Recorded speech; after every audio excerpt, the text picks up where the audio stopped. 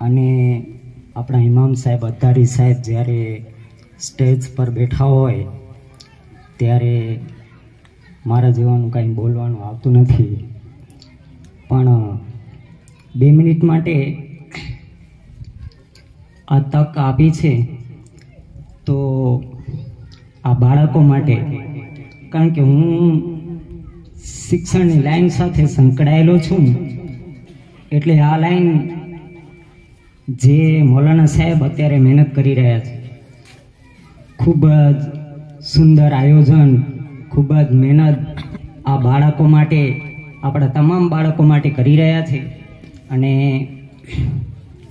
આ બાળકો પણ ખૂબ જ સુંદર રીતે આ આયોજનમાં, અને મૌલાનાને પણ આપણે જેમને કહીએ ને કે શુક્રગુજાર મૌલાનાના છીએ, કે મૌલાના તન તોડ મહેનત કરી અને આપણા બાળકોને ઇલ્મ આપી રહ્યા છે.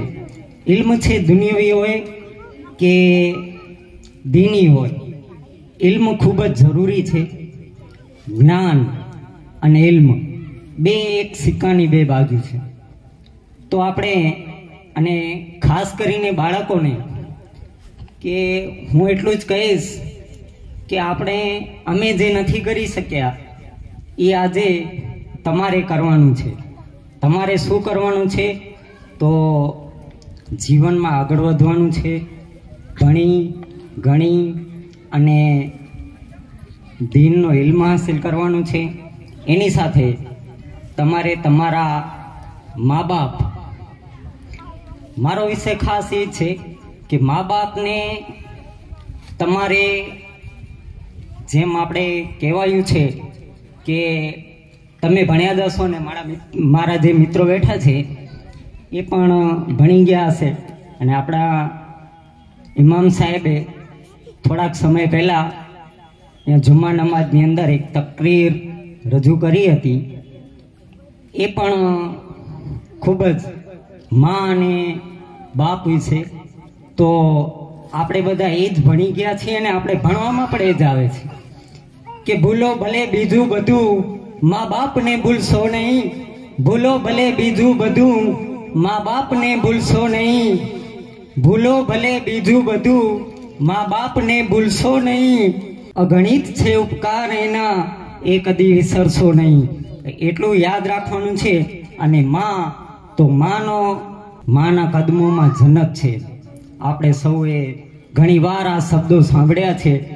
તો ભટકતી हुई राहों की धूल थामे, હું મારી વાત કરું છું. भटकती हुई राहों की धूल थामे, जब माँ की दुआओं का साया मिला, जब माँ की दुआओं का साया मिला, तो चमकता हुआ सितारा बन गया. और એના પછી એક શાયરે કીધું છે કે माँ से बढ़कर कोई नाम क्या होगा, माँ से बढ़कर कोई नाम क्या होगा, इस नाम का हमसे एहतराम क्या होगा. माँ शब्द वो है कि इस नाम का हमसे एहतराम क्या होगा, जिसके पैरों के नीचे जमीन, जिसके पैरों के नीचे जन्नत है, जिसके पैरों के नीचे जन्नत है, उसके सर का मकाम क्या होगा. और आखिर में बस एटलू ज कहीश कि आंख खोलूं तो चेहरा मेरी माँ का हो, आंख खोलूं तो चेहरा मेरी माँ का हो, आंख बंद हो तो साया मेरी माँ का हो. आंख खोलूं तो चेहरा मेरी माँ का हो, आंख बंद करूं तो साया मेरी माँ का हो. मैं मर भी जाऊं तो भी कोई गम नहीं, मैं मर भी जाऊं तो भी कोई गम नहीं, लेकिन कफन मिले तो दुपट्टा मेरी माँ का हो. शुक्रिया.